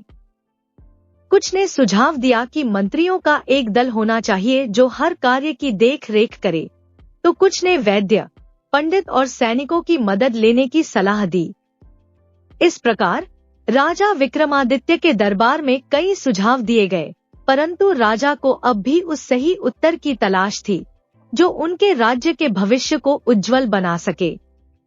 अब राजा विक्रमादित्य दूसरे प्रश्न अपने राज्य के मुख्य कर्तव्यों को लेकर अत्यंत चिंतित थे। वे यह जानने के लिए व्याकुल थे कि वास्तव में कौन सा कार्य सबसे महत्वपूर्ण होता है। राज्य के विद्वानों और मंत्रियों से जब उन्होंने यह प्रश्न किया, तो सभी ने इस प्रश्न के भी भिन्न भिन्न उत्तर दिए। कुछ ने कहा, विज्ञान और ज्ञान ही मुख्य है, क्योंकि इससे प्रगति होती है। अन्य ने कहा, युद्ध सबसे महत्वपूर्ण है, क्योंकि राज्य की सुरक्षा सर्वोपरि है। कुछ और बोले, भक्ति और धर्म ही सर्वश्रेष्ठ है, क्योंकि वही सच्चा मार्ग दिखलाता है। इन सबके अलग अलग विचारों के बावजूद राजा को कोई भी उत्तर पूर्णतः संतुष्ट नहीं कर सका। उनके मन में जिज्ञासा और गहरी होती गई। वे सही मार्गदर्शन के लिए बेचैन हो उठे। तभी राजा को पता चला कि एक प्रसिद्ध ज्ञानी ऋषि महर्षि ज्ञानदेव एक सुदूर वन में अपने आश्रम में तपस्या करते हैं। उनकी ख्याति दूर दूर तक फैली हुई थी, परंतु वे न किसी से मिलते थे, न ही कभी अपने आश्रम से बाहर आते थे। राजा ने तय किया कि वह स्वयं साधारण वेशभूषा में उनके पास जाएगा और अपने प्रश्नों का उत्तर मांगेगा। अतः अत्यंत साधारण वस्त्र धारण कर राजा विक्रमादित्य अकेले ही जंगल की ओर निकल पड़े। जब वे आश्रम के समीप पहुंचे, तो उन्होंने अपने सैनिकों को वहीं रुकने का आदेश दिया और अकेले आगे बढ़े। घने वृक्षों से आच्छादित उस वन में एक पवित्र शांति थी। आश्रम के द्वार पर पहुंचकर उन्होंने देखा कि महर्षि ज्ञानदेव आश्रम के आंगन में एक छोटी सी कुदाल लेकर जमीन खोदने में लगे हुए थे। राजा ने श्रद्धा पूर्वक महर्षि को प्रणाम किया। महर्षि ने बिना रुके सिर हिलाकर उत्तर दिया और पुनः अपने कार्य में जुट गए। राजा विक्रमादित्य ने देखा कि वृद्ध महर्षि की काया सूखकर अत्यंत दुर्बल हो चुकी थी, परंतु फिर भी वे निःशब्द परिश्रम कर रहे थे। राजा विक्रमादित्य आदरपूर्वक बोले, हे ऋषिवर, मैं 3 महत्वपूर्ण प्रश्नों का उत्तर पाने की आकांक्षा लेकर आपके चरणों में आया हूँ। मुझे जानना है कि सही समय कौन सा होता है जब किसी कार्य को किया जाना चाहिए, और वह कौन से लोग होते हैं जो कार्य की सफलता के लिए सर्वोत्तम होते हैं। महर्षि ज्ञानदेव ने राजा की ओर देखा, परंतु कुछ नहीं कहा। वे अपने श्रम में तल्लीन रहे। राजा ने कुछ देर प्रतीक्षा की, फिर पुनः निवेदन करते हुए बोले, आप संभवतः थक चुके होंगे। कृपया कुदाल मुझे दीजिए, मैं आपकी सहायता कर दूं। आप थोड़ी देर विश्राम कर लीजिए। वृद्ध ऋषि की सांसें भारी हो रही थी, अतः उन्होंने कुदाल राजा को सौंप दी। राजा विक्रमादित्य ने कुदाल उठाई और बिना विलंब किए जमीन खोदने लगे। तपस्वी ऋषि के प्रति उनकी सेवा और आदर भाव से उनके अंदर एक नई ऊर्जा का संचार हुआ। आश्रम की भूमि को खोदते हुए राजा की जिज्ञासा और भी प्रबल हो रही थी कि कब ऋषि उनके प्रश्नों का उत्तर देंगे। यह दृश्य मानो समय की धारा में अटल शांति का प्रतीक था, जहां राजा और ऋषि दोनों ही बिना किसी शब्द के प्रकृति के इस गहन मर्म को समझने में लीन थे। कुछ देर तक श्रम करने के बाद जब उन्हें लगा कि समय हो गया है, उन्होंने फिर अपने प्रश्नों को दोहराया, परंतु महर्षि ने उत्तर देने की बजाय मुस्कुराते हुए कहा, लाओ, अब तुम थक गए होगे, मुझे कुदाल दे दो और तुम कुछ विश्राम करो। राजा विक्रमादित्य, जो समर्पण भाव से श्रम कर रहे थे, बोले, नहीं ऋषिवर, मुझे विश्राम की आवश्यकता नहीं, मैं अपना काम जारी रखूंगा। शाम का समय हो चला था। सूर्य अस्ताचल की ओर बढ़ रहा था और हल्की हल्की संध्या का आभास होने लगा था। राजा ने तीसरी बार अपनी जिज्ञासा प्रकट की, हे महर्षि, मैं आपके ज्ञान के प्रकाश से अपने प्रश्नों का उत्तर जानने आया हूँ। यदि आप मेरे प्रश्नों का उत्तर नहीं देना चाहते तो मैं यहाँ से लौट जाऊंगा, परंतु मेरी आत्मा असंतुष्ट रह जाएगी। ऋषि ने इस बार भी सीधे उत्तर नहीं दिया। वे आकाश की ओर देखते हुए गंभीर स्वर में बोले, वो देखो, एक व्यक्ति दौड़ता हुआ हमारी ओर आ रहा है, पहले यह देखें कि वह कौन है। राजा ने मुड़कर देखा कि एक व्यक्ति हांफते हुए, पेट पकड़े हुए, तेजी से आश्रम की ओर भागा चला आ रहा था। उसके वस्त्र रक्त से सने हुए थे और उसकी चाल लड़खड़ा रही थी। जब वह आश्रम के निकट पहुंचा तो थकावट और पीड़ा से कराहते हुए धरती पर गिर पड़ा और बेहोश हो गया। राजा और महर्षि तुरंत उसके पास पहुंचे।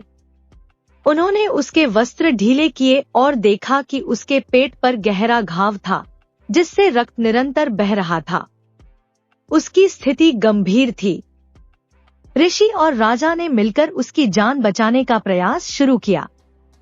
यह दृश्य राजा के प्रश्नों से परे एक नई चुनौती प्रस्तुत कर रहा था, परंतु यही क्षण वह उत्तर भी लिए हुए था जिसकी राजा को तलाश थी। राजा विक्रमादित्य ने उस घायल व्यक्ति के घाव को धोया और अपने रुमाल से उसके रक्तस्राव को रोकने का प्रयास किया। हर बार जब रुमाल खून से भीग जाता, वह उसे धोकर फिर से उस गहरे घाव पर रख देते। राजा का धैर्य और सेवा भाव अटूट था। कई प्रयासों के बाद अंततः रक्त का बहना बंद हो गया। राजा ने घायल व्यक्ति के चेहरे पर पानी के छींटे मारे और उसे धीरे धीरे पानी पिलाया।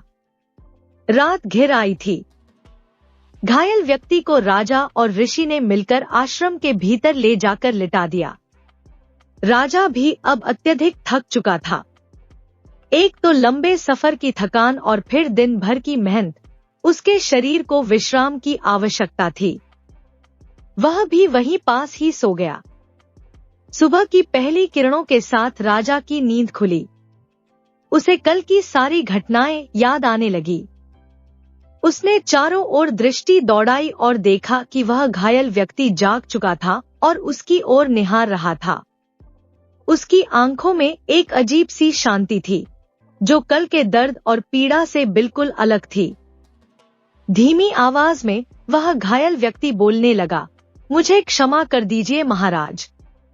राजा ने आश्चर्य से पूछा, मैं तुम्हें जानता भी नहीं हूँ, तो फिर क्षमा किस बात की?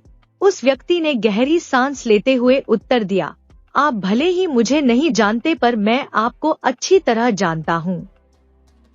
मैं उसी व्यक्ति का भाई हूँ जिसे आपने युद्ध में हराया था और उसकी सारी संपत्ति छीन ली थी। मैंने उस दिन से ही प्रण कर लिया था कि एक दिन मैं आपकी हत्या करके अपने भाई की मौत का बदला लूंगा। इसी उद्देश्य से कल मैं इस आश्रम की ओर आ रहा था। राजा विक्रमादित्य स्तब्ध रह गए। उनके चेहरे पर एक गंभीर शांति थी, मानो समय रुक गया हो। वे ध्यान से उस व्यक्ति की बात सुनते रहे। वह व्यक्ति आगे कहने लगा, लेकिन जब मैं यहाँ पहुँचा तो आपके सेवाभाव और करुणा ने मेरे हृदय को बदल दिया।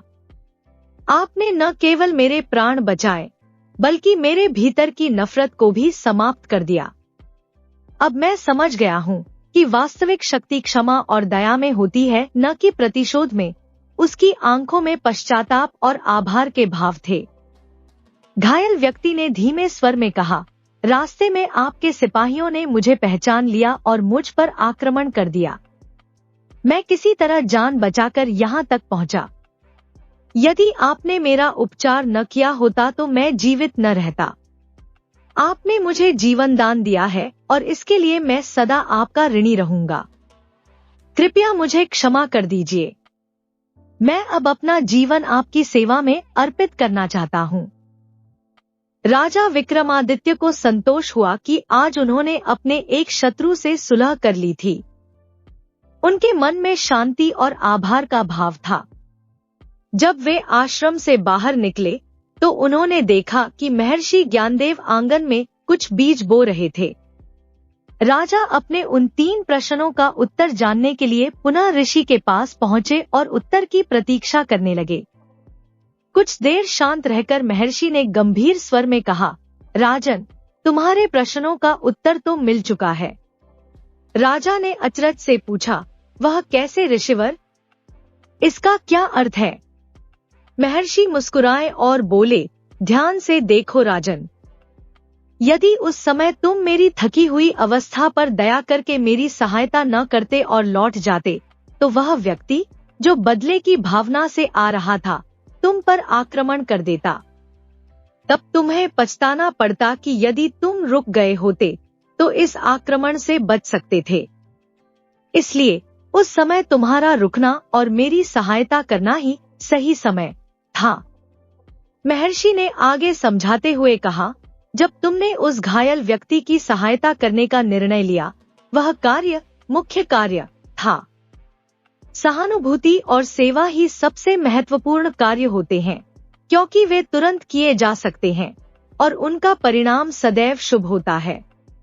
और रही बात सही व्यक्ति की, उस समय तुम ही सही व्यक्ति थे, क्योंकि वही व्यक्ति सर्वोत्तम होता है जो उस क्षण अपने कर्तव्य को पहचानता है और उसे पूरे समर्पण के साथ निभाता है। राजा विक्रमादित्य ध्यान से सुनते रहे, जैसे वे जीवन का सबसे गहरा सत्य समझ रहे हों। महर्षि ने फिर कहा, जीवन का हर क्षण महत्वपूर्ण है और हर क्षण में जो कार्य तुम्हारे सामने आता है वही सबसे महत्वपूर्ण होता है। सही समय वह होता है जब तुम किसी की सहायता कर सकते हो और सही व्यक्ति वह होता है जो उस समय उस कर्तव्य को निभाता है। राजा ने सिर झुकाकर महर्षि को प्रणाम किया। उनके तीनों प्रश्नों का उत्तर अब स्पष्ट हो चुका था। उन्होंने यह समझ लिया कि वास्तविक बुद्धिमत्ता और श्रेष्ठता केवल योजनाओं में नहीं, बल्कि हर पल सही निर्णय लेने और लोगों की सेवा करने में होती है। राजा विक्रमादित्य ने महर्षि के इन वचनों में जीवन का सबसे बड़ा सत्य देखा। उन्होंने सिर झुकाकर महर्षि को प्रणाम किया और समझ लिया कि जीवन का सार दूसरों की सेवा, दया और करुणा में है। हर क्षण की महत्ता, हर व्यक्ति की उपस्थिति और हर कार्य की उपयोगिता उसी समय होती है जब हम पूरी निष्ठा से दूसरों की भलाई के लिए कुछ करते हैं। यही मनुष्य जीवन का परम धर्म है। धन्यवाद।